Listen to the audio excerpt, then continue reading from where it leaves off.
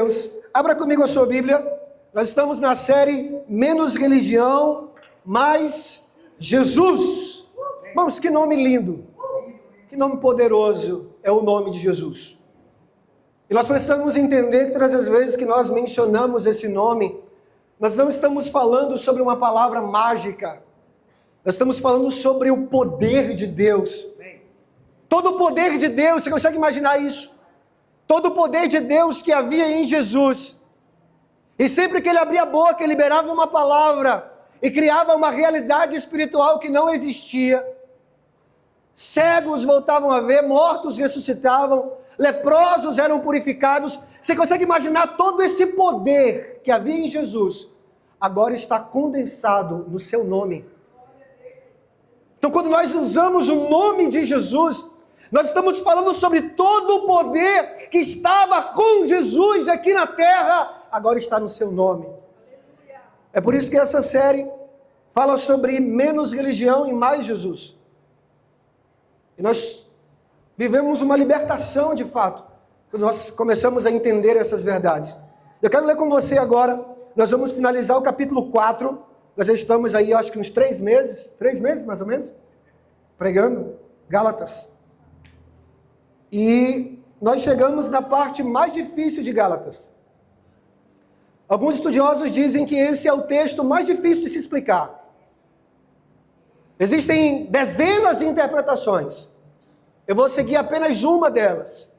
Eu vou ancorar todo o meu pensamento com base no que um teólogo chamado Tim Keller, ele expõe sobre esse texto e algumas coisas que Deus trouxe ao meu coração. Mas nós estamos diante de um texto difícil, mas de um texto que expõe para mim e para você claramente o que é o Evangelho. Amém? Gálatas capítulo 4. Eu quero ler com você do versículo 21 até o versículo 31. Podemos? Vamos lá? Gálatas 4, versículo 21 até o 31. Aleluia, aleluia, bendito seja o nome de Jesus, aleluia. Digam-me, os que querem estar debaixo da lei, acaso vocês não ouvem a lei?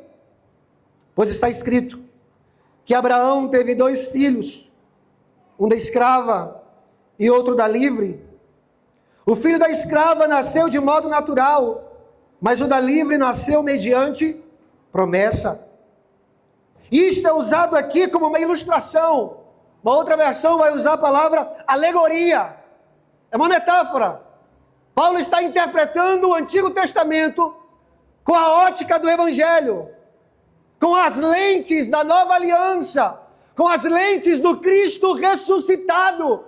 Então Paulo vai pegar um texto lá de Gênesis e vai aplicar agora a esse texto as realidades da ressurreição de Cristo. E isso é poderoso. Esse texto é usado aqui como uma ilustração. Estas mulheres representam 2 alianças.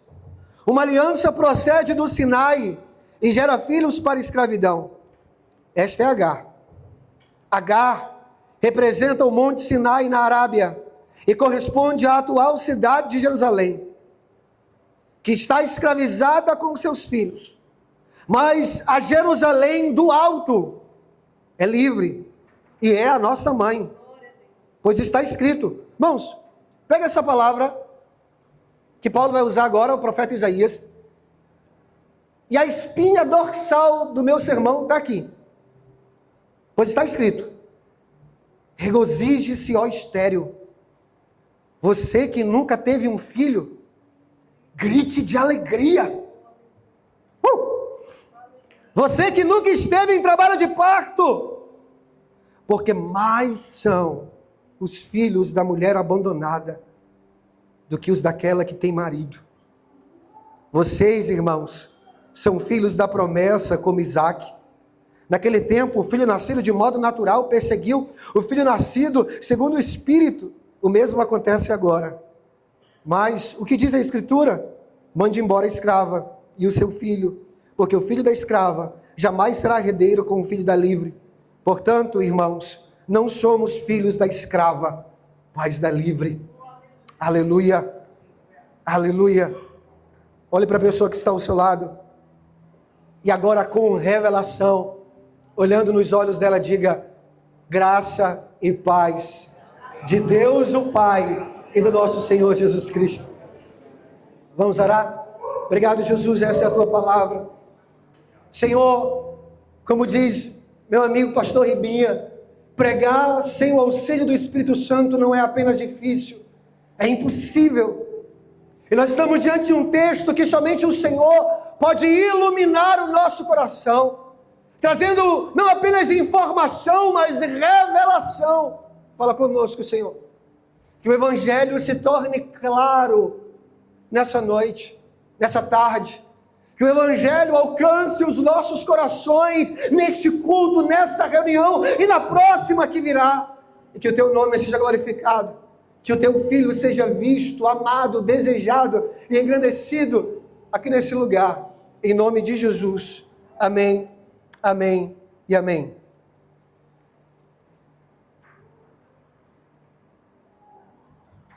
Eu estou chamando esse sermão de o Evangelho para o pior dos pecadores. Tem alguém aqui? Teve um irmão no Pará que ele estava em crise, ficou com uma crise. Lendo as cartas de Paulo, ele chegou no texto onde Paulo diz assim: eu sou o pior dos pecadores. Aí ele procurou o pastor dele. Falou: pastor, a Bíblia só pode estar errada. Por quê, irmão? Porque Paulo está dizendo que ele é o pior dos pecadores. E não é. Eu sou o pior dos pecadores. Aí o pastor, com muito jeito, e não contrariou o irmão, ele disse assim: irmão, você tem razão. Mas a questão é que Paulo era o pior pecador da sua época. Você é o pior pecador dessa época. Então eu estou chamando esse texto de o Evangelho para o pior dos pecadores. Esses versículos vão fechar toda a ideia, todo o argumento de Paulo a respeito da justificação pela fé, que ele começa na metade do capítulo 2 e encerra aqui no final do capítulo 4. Paulo vai usar exemplos do Antigo Testamento, Paulo vai usar aquilo que os filósofos da época utilizavam muito bem, que eram as alegorias. Paulo pega textos do Antigo Testamento e pela ótica do Evangelho, pela ótica da cruz, pela ótica do Cristo ressurreto, traz uma aplicação nova, verdadeira e poderosa para nós que vivemos debaixo da graça. Como eu disse, esse texto é considerado a passagem mais difícil dessa carta. Mas apesar disso, a mensagem desses versículos é atual e é especialmente relevante para nós hoje. Nós estamos falando sobre menos religião e mais Jesus. Menos religião e mais Jesus. E quando eu falo sobre religião, eu estou falando sobre todo movimento contrário ao Evangelho. Apesar de ser criada pelo homem para levar o homem até Deus, a religião se tornou uma barreira do homem a Deus. Então a religião é todo o esforço humano de conquistar a aprovação, o acesso, de merecer alguma coisa de Deus. Tudo aquilo que é contrário ao Evangelho, nós podemos definir como religião. Mas de uma forma didática para você conseguir assimilar bem, eu quero definir religião como um conselho sobre como nós devemos viver para agradar a Deus. Religião nada mais é do que um conselho. E se você for analisar todas as outras religiões, tirando o cristianismo, se você for analisar as outras religiões, você vai ver que a esmagadora maioria delas é baseada em um conselho. O que eu e você temos que fazer? Quais são os passos que nós devemos adotar para chegar ao céu? O que é que nós não devemos fazer? Então todas as religiões, em essência, elas se resumem em um conselho. E qual é a diferença, pastor, das religiões para o cristianismo? É que o cristianismo é essencialmente uma notícia. Diga comigo notícia.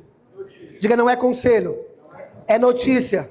Olhe para quem está ao seu lado, já mexe com ele aí, para a gente provocar esse culto, tornar esse ambiente um ambiente marcado pela presença de Deus. Diga, não é conselho, é notícia. Diga, conselho é aquilo que você tem que fazer. Diga, notícia é aquilo que já foi feito. Conselho é sobre aquilo que nós devemos fazer. Notícia é sobre aquilo que já foi feito. Está feito. Está consumado. Foi feito. Conselho é uma opinião sobre aquilo que eu faço. Notícia é a proclamação daquilo que já foi feito. Então o evangelho não é um conselho a ser seguido. O evangelho é a boa notícia sobre aquilo que Jesus fez. Então, irmãos, não existe nada que nós possamos fazer. O que nós precisamos é crer e responder àquilo que já foi feito. A vida cristã não é apenas difícil.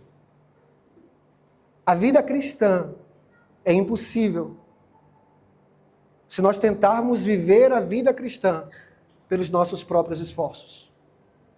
Irmãos, quantas vezes, eu quero ser bem pastoral hoje, de vez em quando o pentecostal que habita em mim vai sair, mas eu quero ser bem pastoral hoje. Quantas vezes, irmãos, já não tive oportunidade de sentar com pessoas que olhando dentro dos meus olhos falaram, pastor Lúcio, eu tentei tudo, me esforcei ao máximo para permanecer na igreja, não consegui. Eu já fui, já voltei, 1, 2, já perdi as contas, não consegui.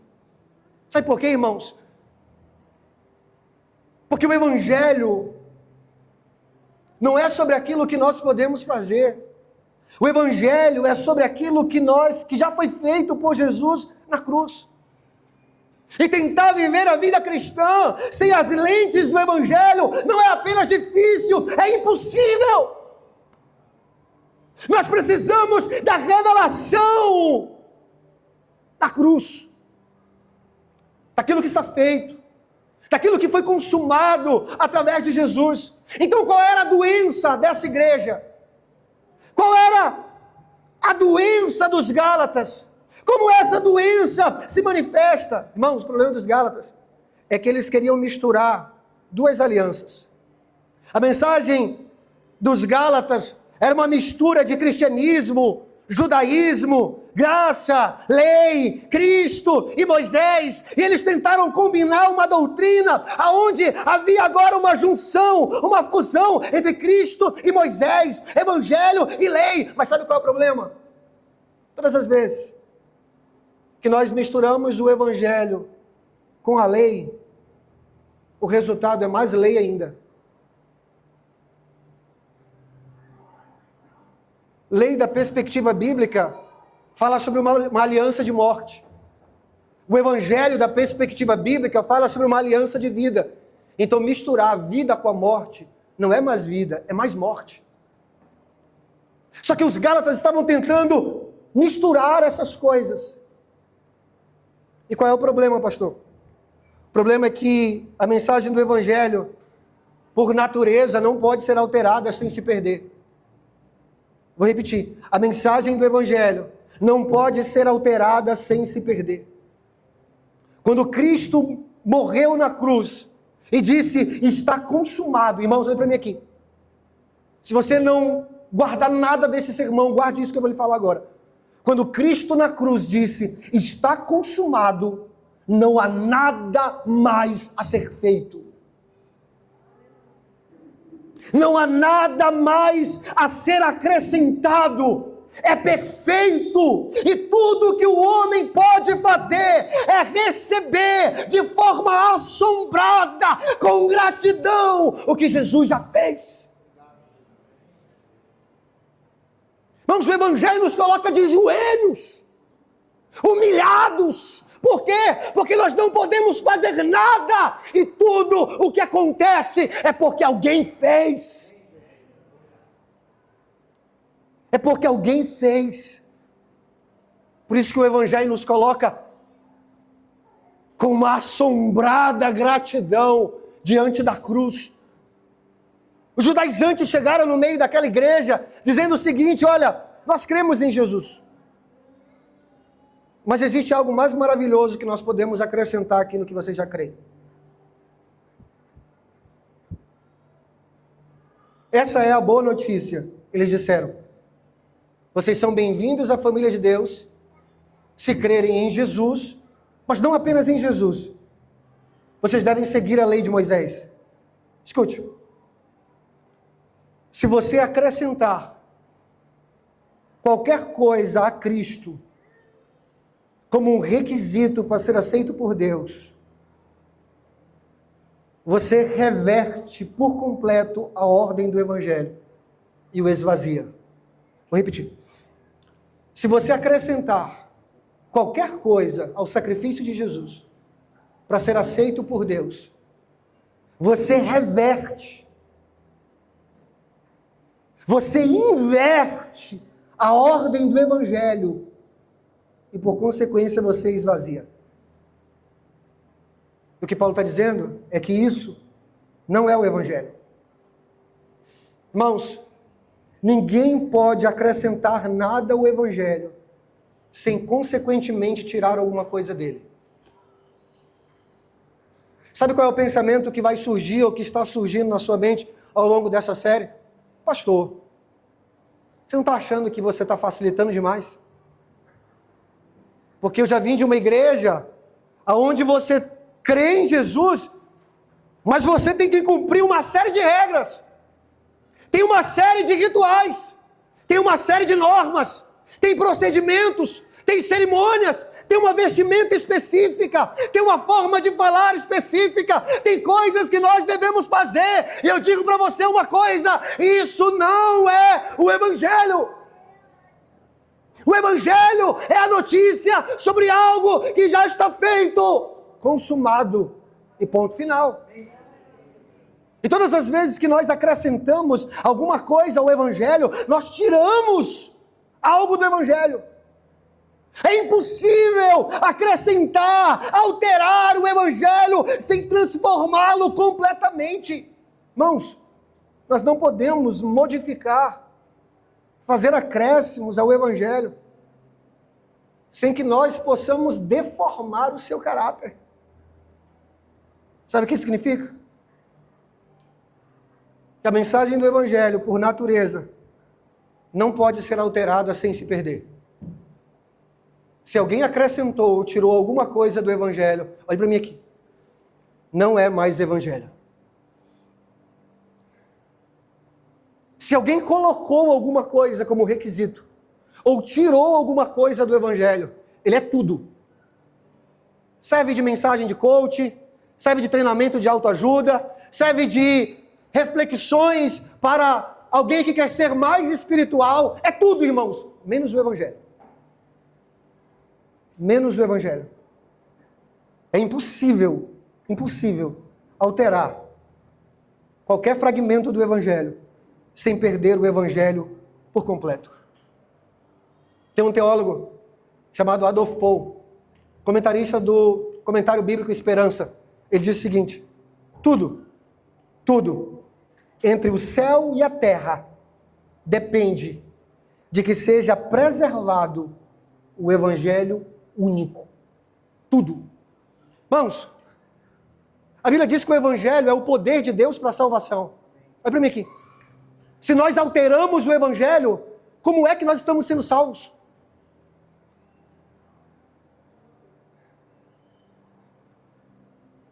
O Evangelho é a revelação de Cristo. Nas palavras de João Calvino, o Evangelho é Cristo vestido do Evangelho. Ou seja, se nós alteramos o Evangelho, como é que nós podemos afirmar que nós estamos conhecendo a Cristo?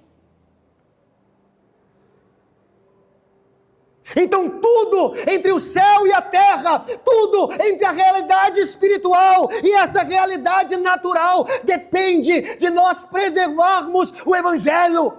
Como disse Adolfo Paul, senão, Deus não seria mais Deus. E a sua última palavra seria colocada como a penúltima. Não subestime o problema dessa igreja que nós estamos estudando. Você pode imaginar, pastor, esse negócio de lei, de ritual, não tem ninguém mais na igreja circuncidando os outros, não. Não tem ninguém sacrificando animais. Não tem ninguém dizendo, Moisés, é a bandeira de Moisés, é a tribo do Moisés. Não tem, pastor. Escute. Se você observar a forma como Paulo fala a essa igreja, nós podemos concluir, irmãos, que essa é uma mensagem não apenas para aquela época. Essa é uma mensagem importante para a igreja de hoje. Essa é uma mensagem para mim e para você. Porque o que Paulo está falando aqui, irmãos, desafia não somente os cristãos daquela época, mas desafia nós hoje. Nós que decidimos viver uma religião legalista. Ou o outro extremo, nós que decidimos viver uma religião libertina. Sabe? É os extremos do Evangelho. Alguém que decide confiar plenamente na lei, na observância da lei, que ele perde de vista Cristo. E por outro lado, tem alguém dizendo, Deus me ama, Deus já me perdoou, os meus pecados atuais e os que virão ainda já foram perdoados na cruz, então eu posso viver da forma que eu quiser. Nós estamos entre os dois extremos, os legalistas e os libertinos. E Paulo está falando que essa é uma mensagem para nós, hoje. Essa é uma mensagem para mim e para você, hoje. O que Paulo está argumentando aqui, irmãos, é que só há duas formas de nós abordarmos a Deus. A primeira é centrada no homem, aquilo que o homem tem que fazer. A segunda é centrada no Evangelho, aquilo que já foi feito. O que Paulo está dizendo é que não existe meio termo. Ou você está vivendo o Evangelho pelos seus próprios esforços, ou você está vivendo o Evangelho por aquilo que Jesus já fez na cruz. Sabe o que é triste? Apontar como pregador, como pastor, como alguém que está entre pastores, indo em diversas igrejas, é que a esmagadora maioria das pessoas sentadas nos bancos das igrejas hoje são pessoas que estão tentando viver o Evangelho pelos seus próprios esforços. Estão sobrecarregadas, esgotadas, porque chega um ponto onde elas começam a perceber que é impossível fazer isso. E aquilo que era para ser leve se torna pesado. E aquilo que era para ser uma troca com Jesus, na verdade, é o acréscimo de mais regras, de mais lei. E um fardo pesado que é impossível carregarmos. Por isso que Paulo é o gênio do Evangelho. Falei tudo isso para chegar aqui. Por quê? Porque Paulo vai usar a história de Abraão e Sara. Abraão, Sara e Agar, como uma alegoria. O que Paulo está dizendo aqui é que essa história, lembra? Rapidamente, só para abrir um parênteses aqui para você entender. Abraão, que foi chamado de Ur dos Caldeus, Gênesis capítulo 12, Deus deu a ele uma promessa, ele seria pai de uma grande nação, de uma grande multidão de filhos, só que a mulher com quem ele se casa era estéril. Se não bastasse, o tempo passa, Abraão fica velho, 90, a esposa, pelo contrário, Abraão 100, a esposa 90, e agora? Só que Deus deu uma promessa, ele seria pai, a mulher estéril seria mãe. Só que Abraão, assim como eu e você, tentou dar uma ajudinha para Deus. Abre parênteses, dentro do parênteses já aberto. Não esquece que é 2 parênteses. Preciso fechar esse, depois volto para fechar o outro. Abre parênteses. Irmãos, Sara oferece sua serva para Abraão. Abraão tem um filho fora da promessa que Deus fez. Ismael. Não era Isaac ainda. Ismael. escute, quantos Ismaéis nós estamos gerando pela nossa incredulidade em confiar em Deus? Quantos de nós não estamos planejando, fazendo, arquitetando, gerando coisas, mas não é Isaac, é Ismael. Sabe? E talvez alguém aqui que está me ouvindo, você tem uma palavra dizendo, pastor, Deus disse que faria, Deus disse que iria realizar, Deus disse que iria acontecer. Aí você foi lá e disse assim, peraí Deus, eu acho que você está demorando demais, eu acho que você precisa de uma ajuda, eu acho que você talvez perdeu um pouco da sua capacidade de fazer, eu vou lhe ajudar. Aí nós vamos lá e geramos um filho fora da promessa. Nós simplesmente fazemos porque nós queremos fazer. E quantos de nós, irmãos, não estamos tendo dificuldades com os nossos Ismaéis, porque não cremos que Isaac vai nascer de modo sobrenatural?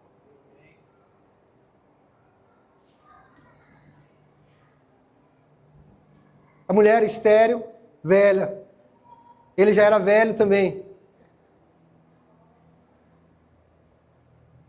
Sara dá a serva, era um costume da época. Abraão tem relação com a serva de Sara, Agar, nasce um filho, aí Abraão acha, pronto, resolvi o problema de Deus. Deus estava com dificuldade de ser Deus, ajudei ele, tem um filho agora.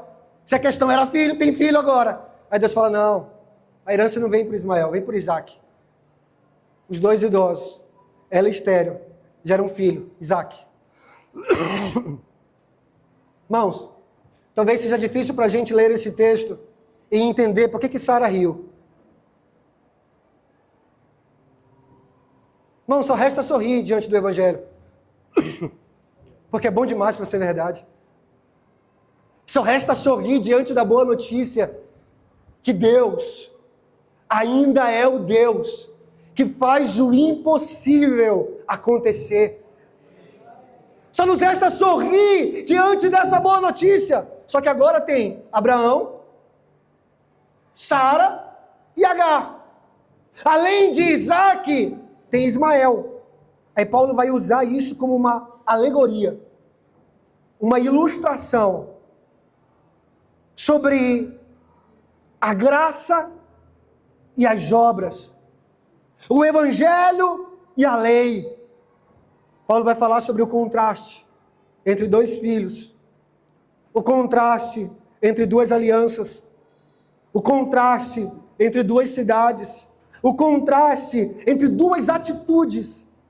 E Paulo vai usar tudo isso apenas para ilustrar o que é que significa viver pelo Evangelho e não pela lei. Em outras palavras, sabe qual é a pergunta que Paulo está ressaltando aqui? Quem é a sua mãe? É Sara, a estéril, ou é Agar, a escrava? É a livre ou é a escrava? Qual é a sua cidade? É a cidade de Deus ou é a cidade dos homens? Em quem você confia? Nos seus esforços ou na promessa? Irmãos, Paulo está usando isso como uma alegoria para apresentar para mim e para você o Evangelho. Por quê, pastor? Porque Paulo vai dizer, olha para mim aqui, Paulo vai dizer que o Evangelho não é para mais bela, não é para mais fértil, não é para mais nova. O Evangelho é a graça. E eu vou usar o tema do meu sermão, para o pior dos pecadores. O Evangelho é graça para estéril. O Evangelho é graça para aquela que não pode gerar. O Evangelho é graça para aquela, irmãos, que seria impossível ela dar à luz a um filho. É por isso que Paulo vai trazer o texto de Isaías, para dizer que os filhos da abandonada são mais numerosos do que os da que tem marido.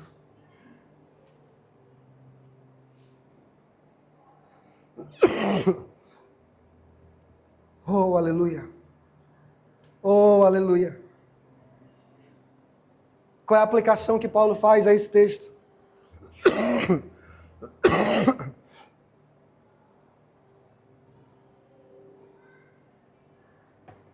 É simples. É simples. Se o Evangelho é salvação pelas obras, Sara nunca seria mãe. Não, você vai entender isso aqui. Se a salvação é pelas obras, então só a fértil pode ter filhos. Irmãos, se o Evangelho é salvação pelas obras, entre nós aqui, só os bons, só os perfeitos, só aqueles que durante a semana não cometeram nenhum pecado, só aqueles que têm moral elevada, só aqueles que têm uma reputação ilibada. Se o Evangelho é salvação pelas obras, somente os bons podem ser aceitos. Mas se o Evangelho é verdadeiro, irmãos, e ele é, o Evangelho é salvação para estéril. O Evangelho é salvação para aquele que reconhece que não é bom o suficiente. O Evangelho é para aquele que reconhece que é o pior dos pecadores. O Evangelho é salvação para aquele que reconhece que não tem mais jeito. O Evangelho é salvação para aquele que já desistiu de tudo, porque ele tentou tudo e não foi suficiente. O Evangelho é salvação para aquele que não pode gerar, porque aquilo que é gerado nele é do alto, é do céu. Irmãos, não importa quem você é, não importa quem você foi. Olhe para mim aqui, sinceramente. Não importa o que você fez no verão passado. Você pode ser um traidor da fé. Você pode até caminhado por diversas igrejas, tentando ser crente pelos seus esforços humanos. Você pode estar tão à margem como essa mulher estéril, marginalizada na sua época, por não poder gerar filhos. Ei, o Evangelho diz, não interessa. O Evangelho diz, graça não é só para as férteis como Agar, graça é para as estéreis como Sara. Irmãos, olha para mim aqui. Se existia futuro para Sara que não poderia gerar, há futuro para mim e para você também pelo Evangelho. Se existia esperança para uma mulher, não sei se você sabe, mas biblicamente a mulher que não poderia gerar filhos, ela era marginalizada, rejeitada, dava o direito ao homem de casar com uma outra mulher para gerar filhos, é por isso que ela entrega a sua serva. Irmãos, se havia esperança para Sara, há esperança para mim e para você no Evangelho. Sabe o que eu amo na Escritura? Sabe o que eu amo na Escritura? É que Deus, Ele não tem vergonha dos Jacós. A Bíblia diz que Deus é o Deus de Jacó. E repetidas vezes você vai ver isso na Escritura. Deus é o Deus de Jacó. Quem é o Jacó? Sou eu. Você. O pior. Sabe? O pior. E Deus fala assim, não tem problema. Eu sou o Deus dele. E o autor da carta aos Hebreus vai dizer que ele não se envergonha de ser chamado nosso irmão. É o Deus do Lúcio? Irmão, se tinha esperança para o Lúcio, tem esperança para você também. Se o Evangelho foi salvação para me encontrar lá no Pará, na cidade de Oriximiná, na Travessa Antônio Ibiriba, na casa número 280, a esperança para você, para sua casa, para sua família, para os seus filhos. Irmãos, aconteceu com Sara. O Evangelho é a graça para estéril. Na verdade, irmãos, a questão aqui é ainda muito mais profunda. Porque o que Paulo está ressaltando aqui é que a Agar,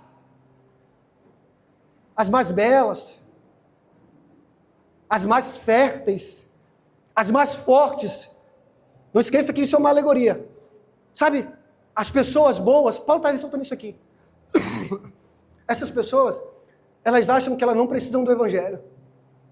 Pastor, não precisa do Evangelho, não. O Evangelho é só para os marginalizados aí. Essas pessoas que a sociedade já descartou. O que Paulo está falando, irmãos, é que os religiosos, eles rejeitam o Evangelho que pecadores como eu abraçamos pela fé, porque o Evangelho é sim o Evangelho do Deus da Sara, do Deus do Jacó, do Deus do Davi errado, do Deus de todos os erros do Antigo e do Novo Testamento, de todos os erros das pessoas vivas hoje que estão caminhando com Jesus. Então é o meu Evangelho, é o seu Evangelho, é o Deus que me aceita, é o Deus que te aceita. Irmão, Sara é um encorajamento para mim e para você. Se Deus fez na vida dela, Ele pode fazer na minha e na sua. Na verdade, se você for olhar o pensamento religioso, e até mesmo filosófico da época, o pensamento dizia que a salvação é para as pessoas boas. Quem é que pode ir até Deus? As pessoas boas.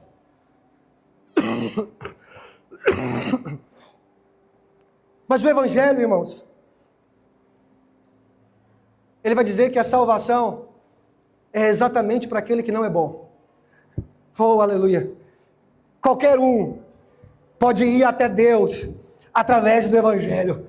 Não importa a sua história, não importa o seu passado, independente do que tem feito, ou do que tem sido, ou de quão frágil você é, o Evangelho é para você.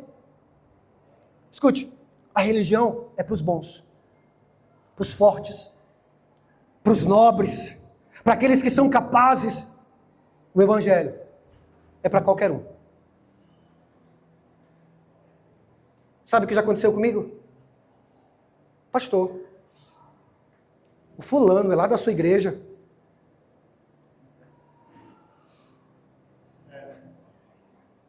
É. Quer dizer que a Paz Church é a igreja do fulano? É.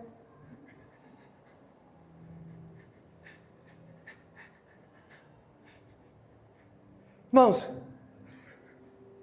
talvez um dos títulos mais extraordinários recebidos por Jesus tenha sido esse. Jesus foi chamado de amigo de pecadores. Sabe o que isso significa? É que a esperança de amizade para mim e para você com Jesus. Não importa, irmãos. Se os que têm entrado aqui são os piores de Chapadinha, os rejeitados pela sociedade, pela família, pelas pessoas, ou até mesmo por outras igrejas, por não serem bons o suficiente. Escute, Sara, é um encorajamento para mim e para você, de que o Evangelho é para qualquer um.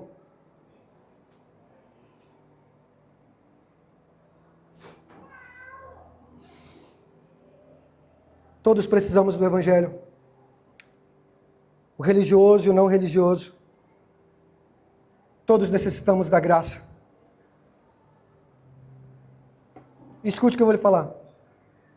Em todo lugar que esse Evangelho for pregado, vai ter alguém para dizer: é bom demais para ser verdade. Irmãos, na verdade, o Evangelho de Cristo vai eliminar toda essa confusão ao dizer para mim e para você que ninguém, olha aqui, ninguém, a não ser Cristo, é bom o suficiente. Ninguém é bom o suficiente a não ser Jesus. Vou simplificar ainda mais para você entender. O que você quer dizer com isso, pastor? É que o custo dos nossos pecados é maior do que você pode pagar. Mas o presente de Deus é maior do que você pode imaginar. Não é isso uma boa notícia?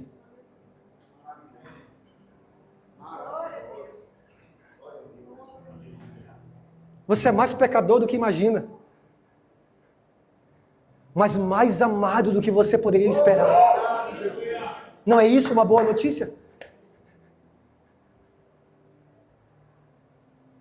Entre nós está o maior dos pecadores.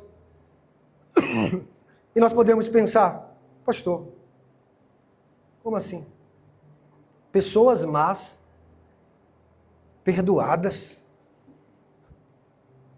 completamente, sem fazer nada. Irmãos, Jesus vai responder esse questionamento. Qual é a obra que Deus requer de nós?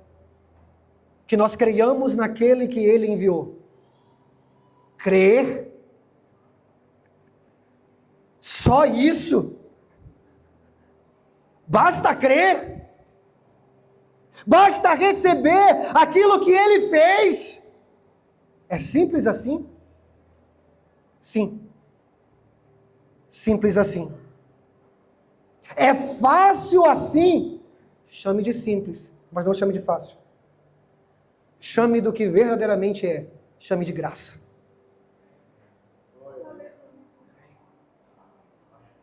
Chame de simples, vou repetir.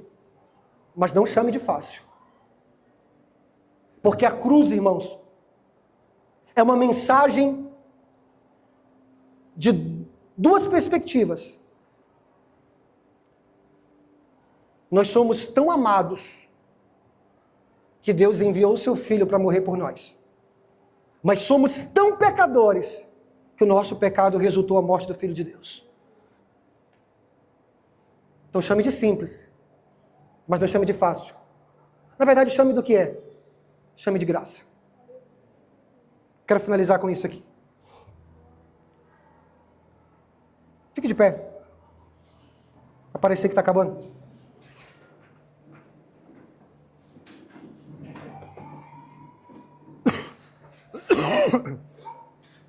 Certa vez, C.S. Lewis foi convidado para um debate sobre religiões comparadas. Chamaram adeptos de várias religiões e chamaram C.S. Lewis como cristão.